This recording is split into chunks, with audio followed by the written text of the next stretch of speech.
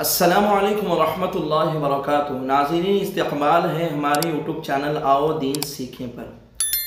निकाह के आयन मौके पर लड़की वालों से जब लड़के वालों ने जहेज़ मांगा और कार तलब की तो लड़की और वहाँ के इलाक़े के लोग, वहाँ के ज़िम्मेदारों ने लड़के वालों का जो हशर किया और जो उन्हें सबक सिखाया वह काबिल इबरत और काबिल नसीहत है।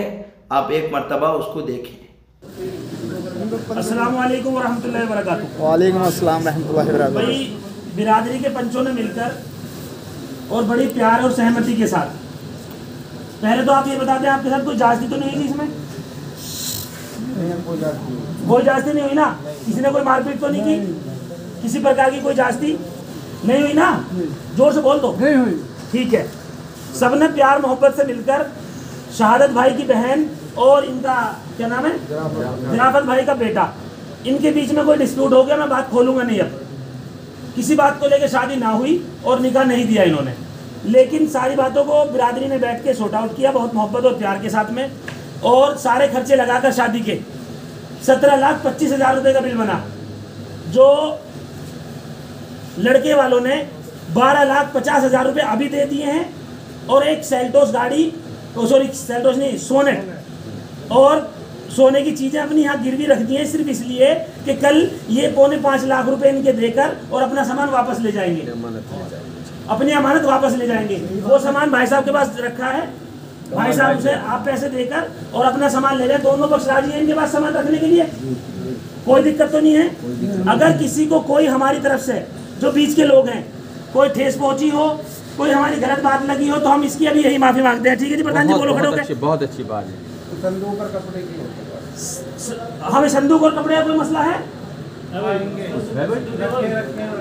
आपके संदूक और कपड़े अभी आपको हैंड ओवर कर दिए जाएंगे। एक बात और मैं रिक्वेस्ट करूंगा, ये बिरादरी का मसला है, जो बात हो गई वो अल्लाह की मर्जी थी, ना किसी ने कोई जानबूझ के करा, ना इन्होंने जानबूझ करा, ना आपने करा। ये अल्लाह ने जो चाहा वो हुआ, लेकिन किसी की कोई बेइज्जती ना करे, किसी से कोई बदतमीजी ना करे, मेहमानों को इज्जत के साथ विदा कर दिया जाए।